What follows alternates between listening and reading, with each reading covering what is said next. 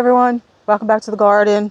So it is now the end of May. Today's May 31st, and I honestly don't remember. I could go back and look through my videos, but that would be too easy, right? I don't remember if we've actually done a May garden tour. I think I may have taken you around as we were planting things and showing you what was looking good at in the garden at that moment, but I don't think we've actually walked around and looked at some places. So that's what we're going to do today. Today and yesterday, actually. Tried filming a bit on both days. Weather is still not cooperating, so I feel like this is not going to be a full garden tour because of that, because of our really cool temperatures recently. I feel like things are still not fully leafed out and fully blooming like I think they should be. And I'll show you what I mean when we go over there. We're going to start in the side garden. So come garden with us today and let's just take a look at where we are now compared to where we may have been a few weeks ago.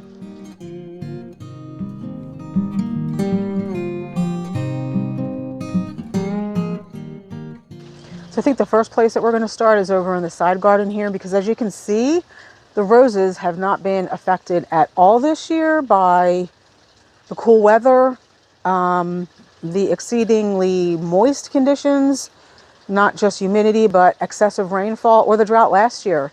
So we're going to start over here first and take a look at some of the roses. And if it weren't for the color from all of the roses we planted in the last couple of years, there would be very little color in the garden at this time, even though we're going into June, because as I said, a lot of things have not yet bloomed that I feel like they should have been blooming by now. For example, the Veronica around the Queen of Sweden roses, we're going to take a look at in a second. But the roses are stealing the show at the moment, so that's okay. So we're going to start here. Like I said, the roses are really carrying the show right now. If they weren't in bloom, there would be very little color at the moment. As you can see, this coral knockout rose, it's done blooming in a lot of places, but also it's still all budded up in other places and has roses at different stages of blooming. So this is really, really pretty. And I think what we're going to do once, now knockout roses don't really stop blooming, quote unquote. But when I feel like it is at a slowdown point, I might prune this back a little bit, just so it's not really shading on our Rose of Sharon there. That's the white pillar that we planted here for kind of like a continuation of our privacy screen. And this is one of the things I was talking about. Tomorrow is June 1st. This Veronica, I'm pretty sure, was in bloom last year at this time. It's just a pretty pink Veronica. And it's usually a little bit taller. I just think the cool temperatures, the drought last year, things are still being affected. But the Invincible wee white hydrangeas are fully budded up. The catmint over here is looking so much better this year than it was last year. I thought I was going to have to pull it out. And I'm happy to say, if I can get in here without crushing anything, our new bare root Queen of Sweden rose has flushed out. And I did give it some fertilizer the other day so that the rain could wash that into the ground. I don't know. It's going to catch up with this one this year, which is, again, budded up, blooming, and already has some spent blooms. But look at that. Isn't that gorgeous? And this is, again, this is Queen of Sweden. I'm just going to smell it. It has a very light fragrance. I'm not honestly sure what it smells like. Oh, I see a little spider in that bud, so not going to look at that. We're not going to try to smell that one, but you can see the foxglove is still in bloom too. And then another one we let sell seed is budded up. So cute. The delphiniums we planted, this one's doing really well. Really put on some growth. This one not so much. Now maybe it just gets a little bit more shade. I hope they bloom again. I kind of thought they should. I really wanted to see them bloom with the roses and the foxgloves, but you know, it could be transplant shock too. Let's turn around real quick. And again, look at this rose. We had to tie it up again, even though my husband cut it back really hard. It's just gotten so tall, it just weighs itself down. This is another knockout rose. I don't think it's double pink because that is much lighter. I know I have the tag somewhere. If I can figure it out, I'll put it up on the screen. But this one is just, this is the first rose we ever planted, probably about 5 or 6 years ago. And it's really just done really well. Knockout roses amaze me because they really don't need any attention. Up until last year, I think that was the first year we ever treated it for anything. I mean, it does get eaten. Most roses do have some kind of insect. I did treat it this year and fertilized it. The heuchera are also putting on a really pretty pink show. I'm still amazed at how much these recovered from being transplanted. And my husband came out and pruned back into a little meatball this laurel that had gotten wild. Do you remember how big it was? And I said, I feel like we needed to take it out and replace it with something. He really, really did a nice job shaping it up. So maybe it'll live to stay here another year or two while we focus on other spots in the garden. And then we have down here climbing rose that we planted a couple of videos ago is already budded up and blooming. It's got some new pretty red growth and it's going to start to climb soon. So we'll be training that up the fence and arbor here. The orange glow knockout rose, I think I just showed this like maybe a week ago. Really, really budded up and blooming. I did treat it. I think I might have to double treat it. And then the Oh So Easy Italian ice roses are just exploding. My goodness. Let's get around there. See all the buds on this side, which is the sunnier side. They're such a gorgeous dark multicolor orangey red. And then the older blooms are pink. The newly open buds are like yellowy peach. Just a really stunning rose, this one. So here we're up at the top of the property and you can see we did get the 6 American Pillar Arborvitae planted. So here's one here. We did not take out the blue points because it's really, this was where they were meant to go and I just don't have any other place on the property for them. Not sure this one's gonna survive anyway. I mean, this one looks okay, but you can see we just have the arbs spaced quite far from each other so that when they do grow up, they'll just touch. I do think I messed up with the placement. I don't think I wanted that one there because eventually the 2 Prague viburnum are going to grow tall enough and wide enough to create privacy there, and they are evergreen. I wanted one here, so we used one there. I hope this is making sense. We could have used another one here just in case one of those blue points have to come out. But even if the one blue point comes out, I think we left enough room where we can just plop another American Pillar in. You can see just beyond here. I move this red bud branch. So right there is the blue point juniper. That's the one I'm not sure if it's going to survive. So if we do need to replace that, there's enough room between this American Pillar and that American Pillar so that we could fit another one and have a nice, just a green screen up here. Let's just turn around and look at everything else. The blue shadow Fothergilla. If you remember earlier in the spring when the leaves were real green, I said that will get blue as time goes on, and it's definitely getting blue. That's why I love these Fothergillas. I love the color of the foliage, especially with the chartreuse of the Abelia. Exactly what I wanted. And just in case, well, here you can see our native honeysuckle on our obelisk. Not yet blooming, but just in case you were wondering what all they are, those are not weeds. Those are actually native wildflowers. I believe they are either a native trillium or more Jack in the Pulpit. So that's why we have not gone through and pulled all them, because they are native wildflowers. Annabelle hydrangeas are budded up. These are the 2 older ones. Well, older as in were planted last year. This is the one we just planted a few weeks ago, and it's even starting to develop tiny little buds. Let's see if I can get in there and show you that. That's going to be a bud, and that's going to be a bud. I know it's quite shady up here, not sure if you can see that. Everything up here is still caged. I'm really quite cagey, quite reluctant to take these covers off anything because I just don't want the rabbits and the deer to get to. I think at this time of the year it's more rabbits, but they will eat anything. But I'm glad to say that our new Halo hydrangea is looking really, really good, putting on lots of new growth, all budded up, looks so much better than when we bought it. Your Aurelia Sun King is doing well with all of the rain. For some reason, this one just never does anything, and I'm not sure what's wrong with that. But there you can see the two new Timeless Night Heucheras and the third one in our container. I have to figure out what I want to plant in that container.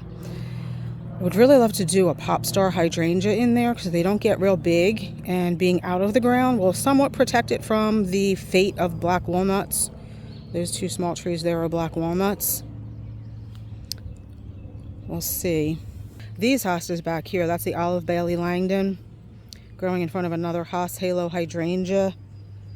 And that is Woo La La. That is the very first hosta we planted up here, literally just in the bunch of weeds that used to be. And then I realized quickly, that's not really going to do anything. We need a garden up here. So we got to work. This is Shadowland Diamond Lake.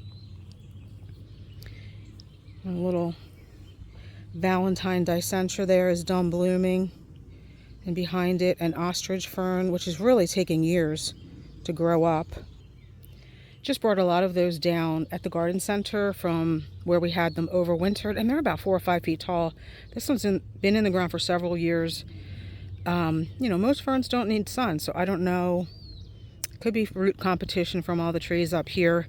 At any rate, you know, I'm fine with it staying small, but I would like to see it a little bit bigger. Then all of the Heucherellas and Tiarellas are all looking good. The Chantilly Lace is in full bloom up here. Such a beautiful goat's beard. Absolutely love those. This hosta is Seducer. And then again, the Burgundy Spice Sweet Shrub, which I feel like we can cut this back. I think it's done blooming now. They don't bloom for long, but I don't want it to be so sprawling. So I feel like we need to cut that one back to get it to be... Now, it's never going to be a formal shrub. Sweet shrubs aren't, but I would like it to have a better shape than that. And then you can see the Invincible Wee White Hydrangea there. Snow Queen Oak Leaf Hydrangea. Struggled up here for the first few years because of deer damage. But it finally gets to the point now where it's getting to be its full size, and it gets more buds on it because they don't get eaten.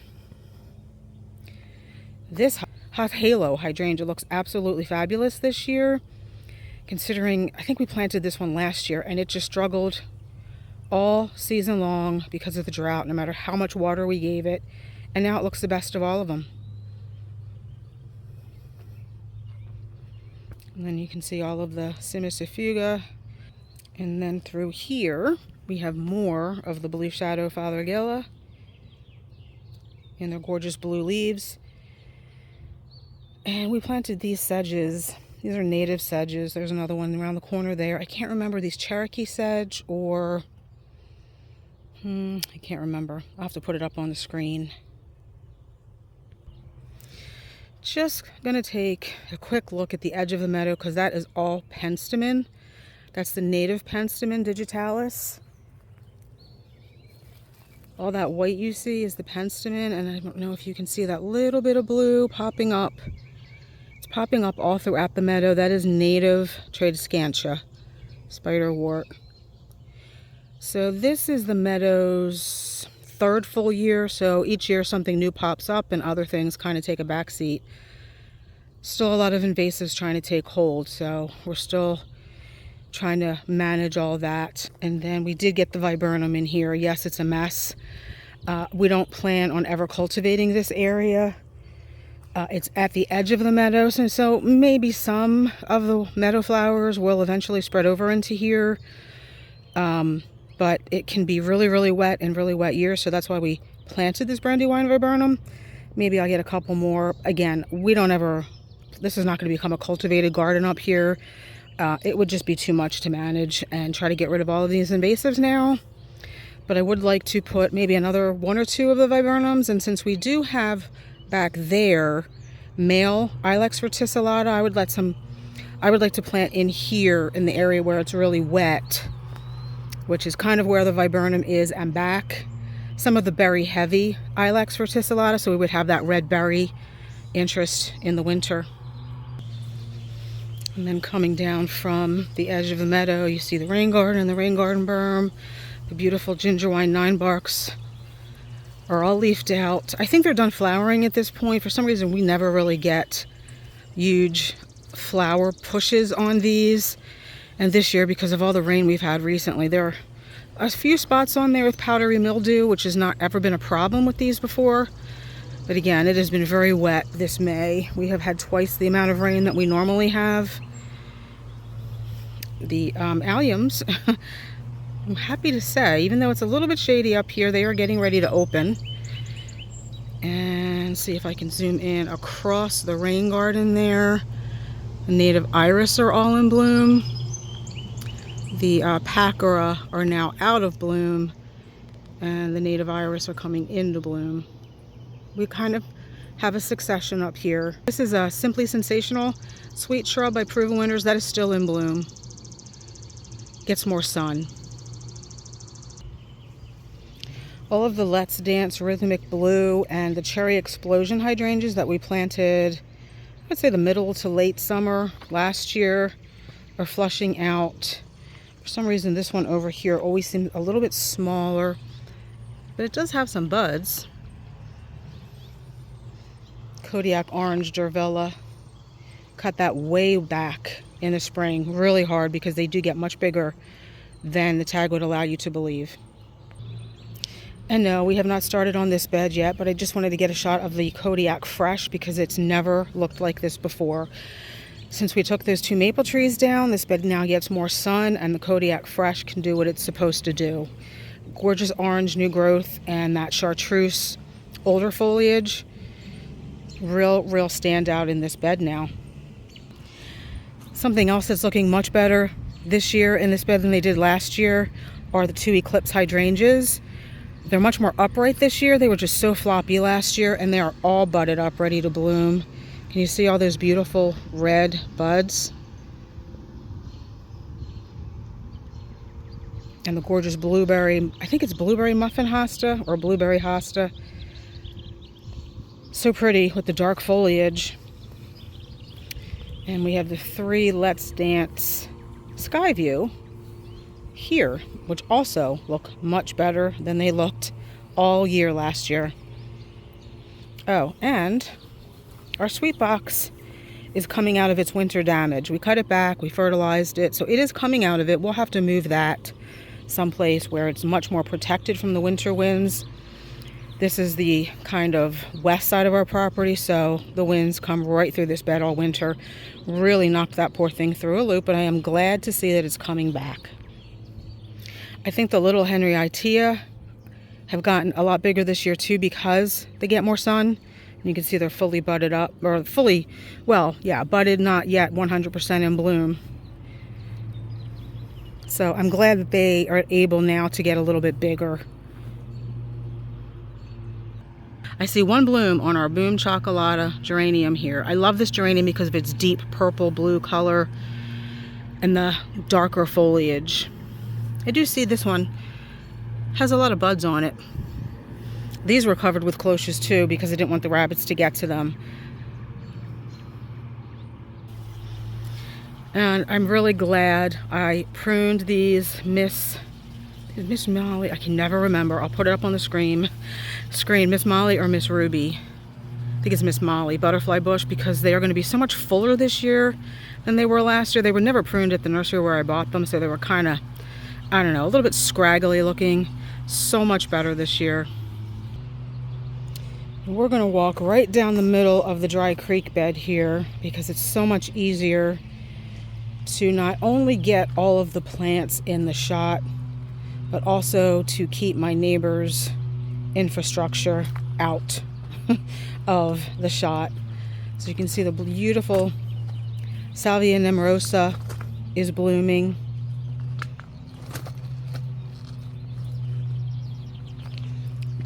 Turn over to my left, the little quickfire hydrangea is budding up nicely.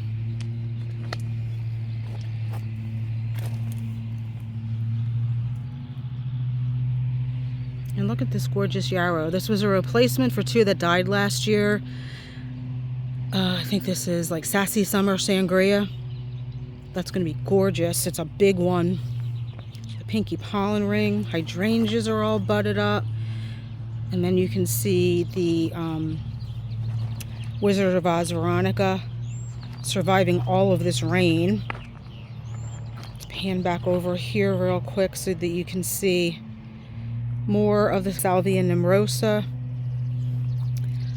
The alliums are done now, but I'll leave them until they're completely and totally flopped. And the bush clematis back there has a lot of buds on it. Maybe even one spent bloom already. I think in one of my last videos, here's one that's standing up straight, and you can see the pretty buds. I did say I ordered plant supports for these. Got an email afterwards that they're on back order until July 12th. I'm like, well, that's not very helpful.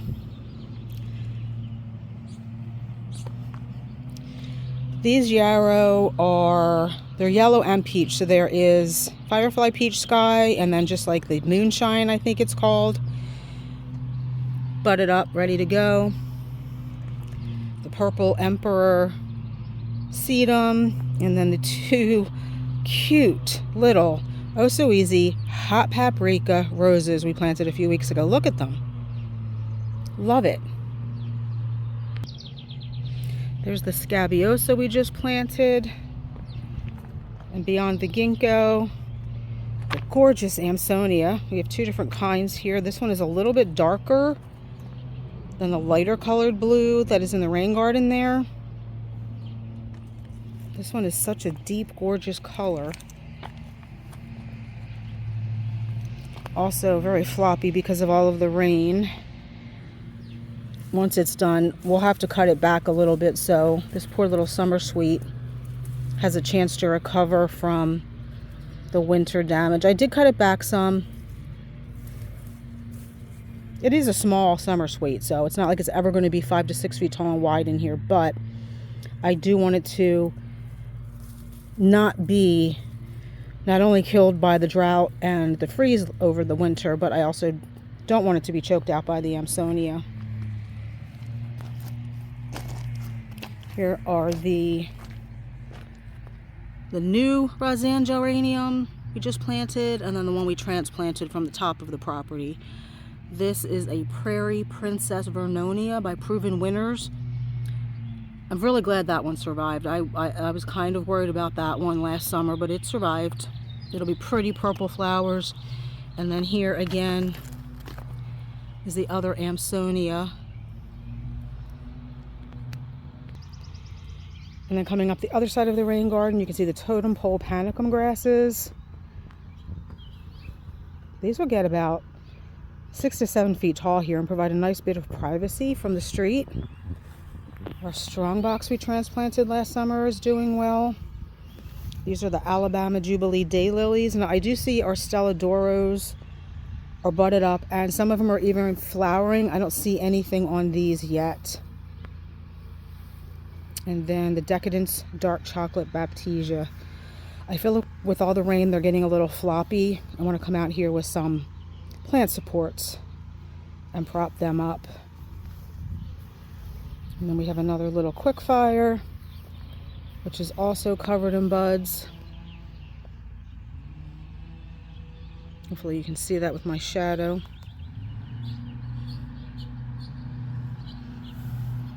Two more strongbox here, just beyond our propane tank lid. These are also doing nicely after being transplanted last season. And now we're back to the beginning of the bed. And I'm just going to walk down this side because you can see exactly here why I wanted these Oh So Easy hot paprika roses, because they look so great with the yellow of the ilex and the blue of the catmint. Such a pretty combo. Catmint is doing so much better this year than last year. Firelight Tidbit's not doing much just yet, but they will. Let's give a quick shot of the candy corn spirea. They always get way bigger than they originally were supposed to, but they do have those gorgeous pink flowers. Once these are done flowering, we will definitely cut them back again. The Midnight Sun Weigela are pretty much done blooming now. Just little remnants of blooms, but you can see it's starting to turn towards its gorgeous coppery purple leaf color that it gets in the summer. In a couple of weeks, that will be just brilliant. Brenner is still blooming. A little bit past its bloom time, but it's got some, still has some little blue flowers on it. Some more Firelight Tidbit here. This little blue-eyed grass is blooming. The containers that I planted up in the spring, they're doing okay. The pansies are looking great. Not so much the ranunculus. I feel like we're going to have to switch those out. And my goodness, the massive hosta. More ladies' mantle. More sun patiens. More hosta.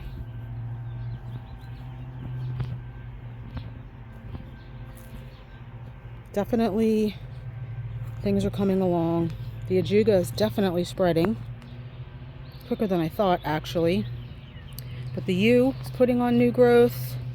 The leucothoe have put on new growth.